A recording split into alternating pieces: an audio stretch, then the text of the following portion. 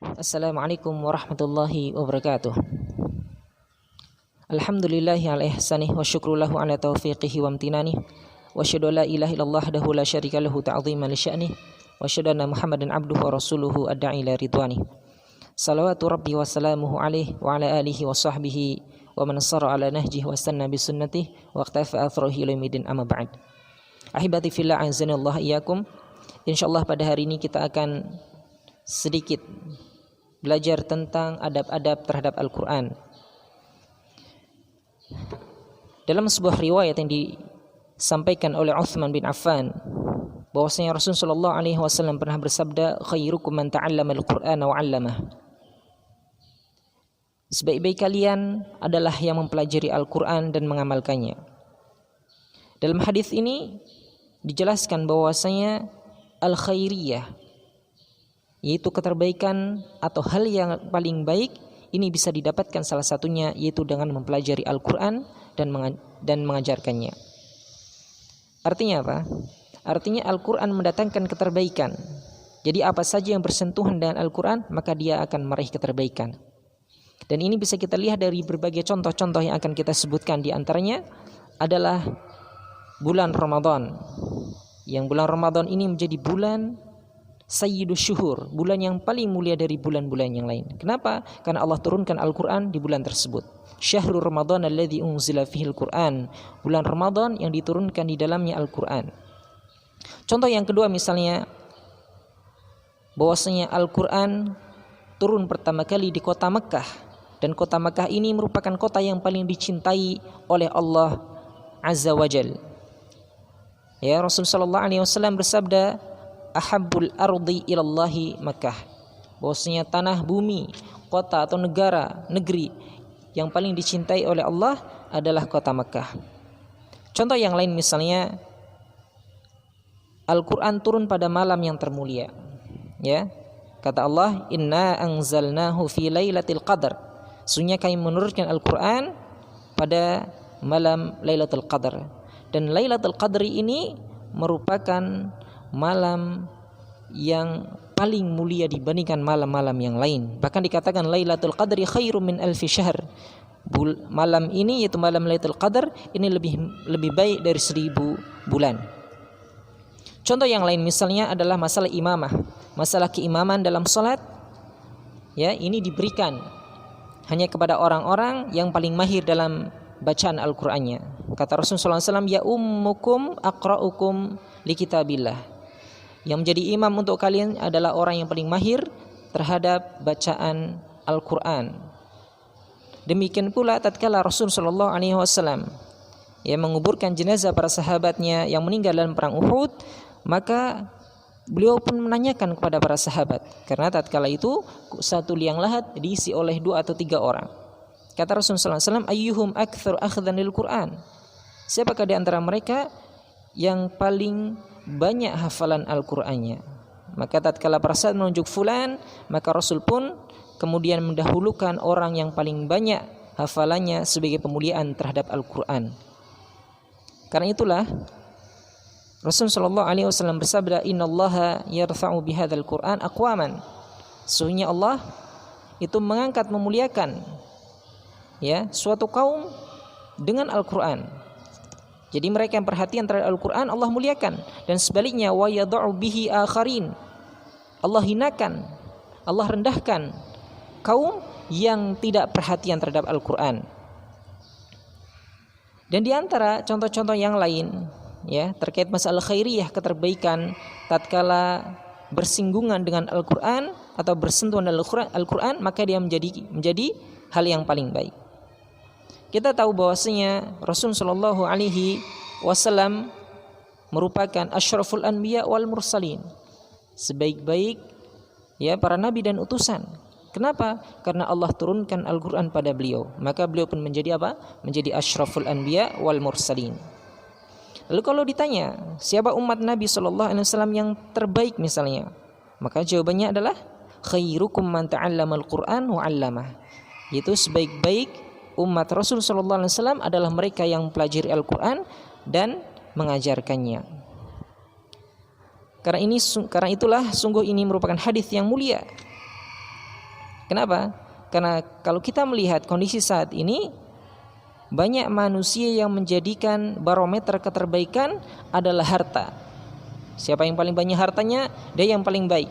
Atau keturunan, pangkat, jabatan, fashion, kecantikan, ketampanan, atau hal yang lainnya. Padahal inilah barometer ya yang tidak benar. Inilah barometer di sisi manusia. Adapun barometer di sisi Allah terkait masalah keterbaikan atau yang paling baik adalah terkait masalah Al-Quran. Naam, ahibati fillah azanallahu iyyakum. Dalam masalah Al-Quran ini tentunya setelah kita mengetahui begitu mulianya Al-Quran, maka kita harus mengetahui tentang kode etik atau adab-adab bagi mereka para penghafal Al-Quran atau mereka yang pelajari Al-Quran. Kenapa? Karena Al-Quran nantinya kelak ini ya, kita tahu akan menjadi pembela kita di akhirat. Bahkan kalau kita salah dalam memperlakukan Al-Quran, maka bukan menjadi pembela namun akan menjadi apa? Menjadi penuntut. Ya, hujjatun laka aw 'alaika. Jadi Al-Quran ini bisa menjadi pembela engkau. Ya, menyelamatkan seseorang tatkala dihadapkan oleh azab, ya. Kemudian Al-Quran datang dan akan membela kita karena perhatian kita terhadap Al-Quran. Namun Al-Quran itu juga bisa menjadi hujjatun 'alaik, penuntut kamu yang akhirnya menarikmu ke neraka. Dan ini na'udzubillahi min dzalik. Kita berlindung kepada Allah dari api neraka. Kenapa begitu? Karena kita tahu sebagian pelajar itu tidak memperhatikan atau tidak tahu kode etik atau adab-adab terhadap Al-Quran. Sampai mungkin sebagian kita heran, ya, tatkala ditanyakan kepada fulan hafal Al-Quran, maka jawabnya iya misalnya. Namun sayangnya kok tidak nampak sama sekali ya athar atau pengaruh Al-Quran dalam dirinya. Karena kita tahu tentunya orang yang hafal Al-Quran, orang yang sering berinteraksi dengan Al-Quran, maka gaya bicaranya, sikapnya itu akan berbeda. Ya, 30 juz namun gak ada pengaruhnya, maka ini sungguh merupakan suatu hal yang berbahaya. Kenapa? Karena Rasul sallallahu alaihi wasallam dikatakan kana khuluquhul Quran. Akhlaknya Rasul sallallahu alaihi wasallam itu adalah Al-Quran. Ya. Beliau baca terus, paham, akhirnya dipraktikkan. Contoh misalnya, Allah Ta'ala berfirman, wa minal laili fatahajjad bih. Ya, pada sebagian malam maka bertahajudlah kamu. Perintah tahajud. Lalu bagaimana qiyamul lail Rasulullah SAW atau tahajudnya Rasulullah SAW? Maka dikisahkan oleh Aisyah radhiyallahu anha, kana yaqumul lail hatta tatafattara qadamah. Diceritakan oleh Aisyah bahwasanya tatkala Rasulullah SAW melakukan qiyamul lail, maka kakinya bengkak-bengkak. Sampai Aisyah pun heran, lima tasna'u hadza wa qad ghafarallahu laka ma taqaddama min dzambik wa ma ta'akhkhar. Mengapa engkau lakukan ini wahai Rasulullah, padahal Allah telah mengampunimu atau mengampuni dosa-dosa yang telah lalu maupun yang akan datang. Maka apa kata Rasul, afala akunu 'abdan syakura? Bukankah semestinya aku menjadi hamba yang bersyukur? Inilah tatkala Al-Quran sudah melekat dalam hati salah seorang, maka ia akan semangat atau gigih dalam menjalankan perintah-perintah Allah dan menjauhi larangan-larangannya. Lalu bagaimana dengan sahabat? Sebagaimana kata Ibnu Abbas dalam tafsirnya At-Tabari, dalam tafsir At-Tabari dikatakan tidak ada satu malam pun yang terlewatkan oleh para sahabat melainkan mereka melakukan salat walaupun hanya berapa rakaat. Ya, maka jangan sampai tatkala kita sering baca Al-Quran namun tidak ada athar sama sekali, tidak ada pengaruhnya sama sekali dalam diri kita. Kan itulah muncul suatu ucapan rubba qari'in lil Qur'an wal Qur'anu yal'anuh. Betapa banyak orang yang baca Al-Quran, dia baca berlembar, akhirnya 30 juz ia selesai. Namun ternyata Al-Quran mencelanya, Al-Quran melaknatnya. Kenapa? Karena ia tidak mengamalkan Al-Quran tersebut. Karena itulah Abdullah ibn Mas'ud pernah mengatakan, ya, terkait orang yang mengaku cinta kepada Allah. Jadi parameternya ada. Kata beliau, man kana yuhibbu an ya'lama annahu yuhibbullah, barang siapa yang ingin mengetahui bahwasanya ia mencintai Allah, falya'rid nafsahu 'alal Qur'an, maka hendaknya dia paparkan dirinya kepada Al-Qur'an. Artinya apa? Ya, klaim cinta itu gampang. Ya, orang ngaku cinta itu mudah sekali. Namun apakah klaim atau pengakuannya itu benar atau dusta? Itu cara mengetahuinya adalah dengan kita memaparkan diri kita dengan Al-Quran. Andai kata Al-Quran kita pegang di tangan kanan kita dan cinta kita di tangan kiri kita misalnya, kemudian kita dekatkan, apakah klop atau tidak? Apakah cocok atau tidak? Kalau seandainya cocok, maka berarti orang itu cinta kepada Allah. Namun apabila ia tidak suka terhadap Al-Quran, maka sungguh cintanya ada dusta. Kenapa? Fa in ahabbal Quran fahu yuhibbullah azza wa jal. Ya, karena tatkala ia mencintai Al-Quran, maka sungguh ia telah mencintai Allah. Fa innamal Quran kalamullah, karena sungguh Al-Quran adalah kalamullah. Maka sudah selayaknya bagi kita, ya, agar Quran ini menjadi hujjatun laka, menjadi pembela kita kelak di akhirat, kita harus mempelajari adab-adabnya. Dan di antara adab-adab yang utama yang harus kita miliki sebagai seorang muslim terhadap Al-Quran, yang pertama adalah beriman kepada Al-Quran. Beriman di sini artinya adalah meyakini beritanya, kita membenarkan, kita mentaati perintah-perintah yang ada dalam Al-Quran, kita meninggalkan larangan-larangan yang ada dalam Al-Quran. Sebagaimana dalam firman Allah mengatakan, ya ayyuhalladzina amanu aminu billahi wa rasulihi wal kitabil ladzi nazzala ala rasulih wal kitabil ladzi anzala min qabl. Wahai orang-orang yang beriman, berimanlah kepada Allah, kepada Rasulnya, kepada Alkitab, yaitu kepada Al-Quran yang telah diturunkan kepada Rasulnya, yaitu Muhammad SAW. Bahkan di ayat yang akhir Allah mengatakan, wa may yakfur billahi wa malaikatihi wa kutubihi wa rusulihi wal yaumil akhir faqad dhalla dhalalan ba'ida. Barang siapa yang kafir, yang kufur terhadap Allah, kepada malaikatnya, kitab-kitabnya, rasul-rasulnya, dan kepada hari akhir, maka sungguh ia telah tersesat sejauh-jauhnya.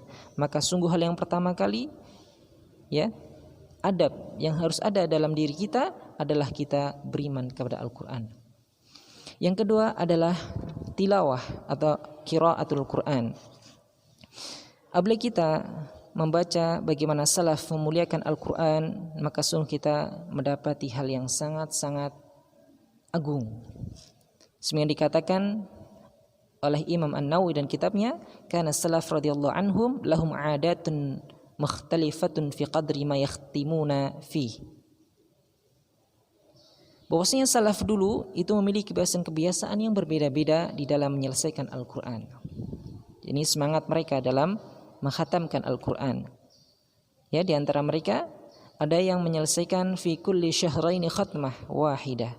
2 bulan sekali itu mereka tilawah atau membaca Al-Quran selesai. Jadi ini yang paling lama, 2 bulan sekali selesai, ya. Ada pula di antara mereka yang wa an ba'dihim fi kulli syahrin khatmah, 1 bulan sekali satu khatam.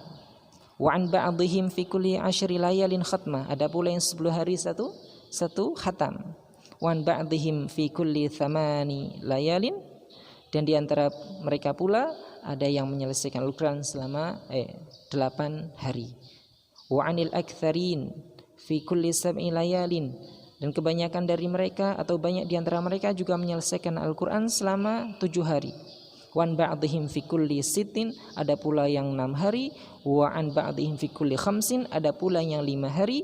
Wa an ba'dihim fi kulli 4, ada pula yang 3 hari. Wa an katsirin fi kulli 3, ada pula yang menyelesaikan Al-Quran itu selama 3 hari.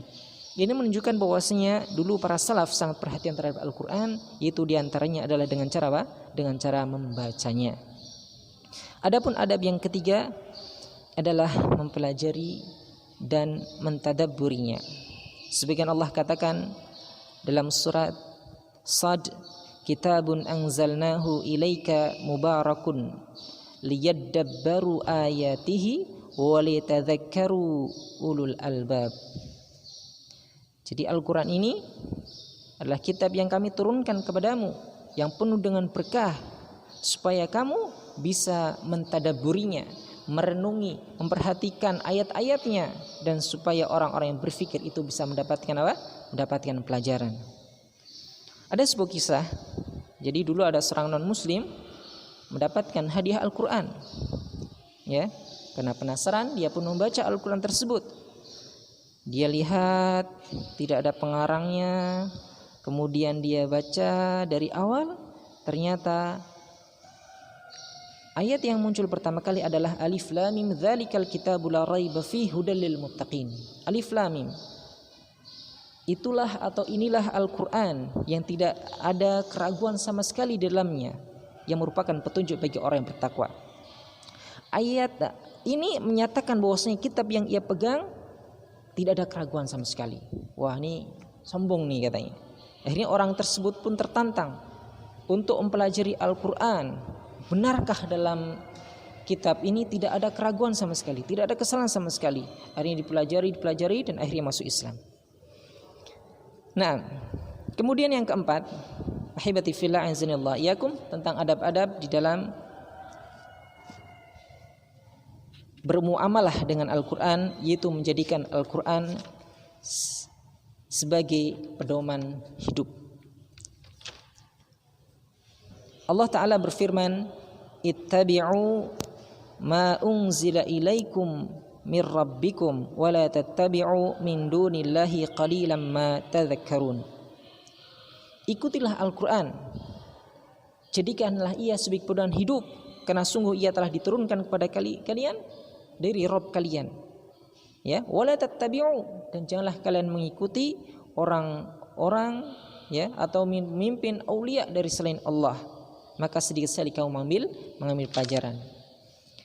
Di dalam ayat ini disebutkan bahwasanya kita diperintahkan oleh Allah Ta'ala untuk menjadikan Al-Quran sebagai pedoman hidup, mengikutinya, mentaatinya. Ya, ada perintah kita lakukan, ada larangan kita tinggalkan. Namun yang jadi masalah saat ini adalah banyak para manusia yang hanya membaca, namun tidak mengamalkan isi dari Al-Quran tersebut. Dan ini sudah dikatakan oleh Al-Fudail bin Iyad. Beliau mengatakan, innama unzilal Quran liyu'mala bih. Sesungguhnya saja Al-Quran itu diturunkan itu untuk diamalkan. Ya, jadi Al-Quran turun itu untuk diamalkan. Namun bagaimana realita yang ada? Fattakhadhan nasu qira'atahu amala.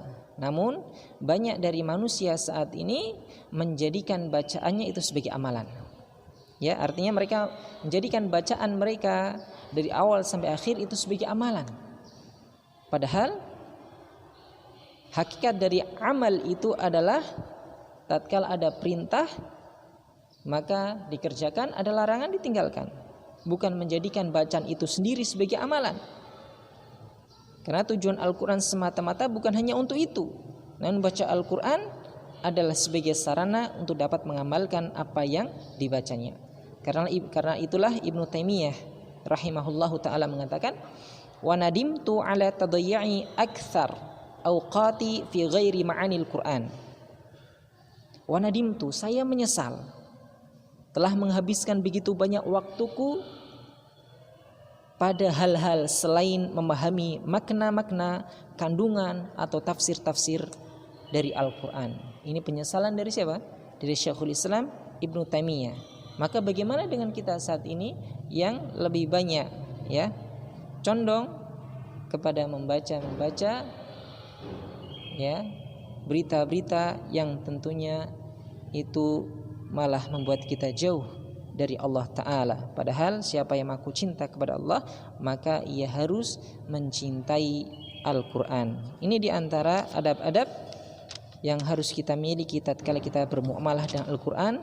Yang pertama tadi adalah kita harus mengimani Al-Quran. Yang kedua adalah kita membaca Al-Quran sering atau memperbanyak bacaan Al-Quran. Yang ketiga kita mempelajarinya dan mentadaburinya. Yang keempat kita menjadikan Al-Quran sebagai pedoman hidup. Ini yang bisa disampaikan, mudah-mudahan bermanfaat. Barakallahu fikum. Wa sallallahu ala nabiyyina Muhammadin wa ala alihi washabbihi ajma'in. Assalamualaikum warahmatullahi wabarakatuh.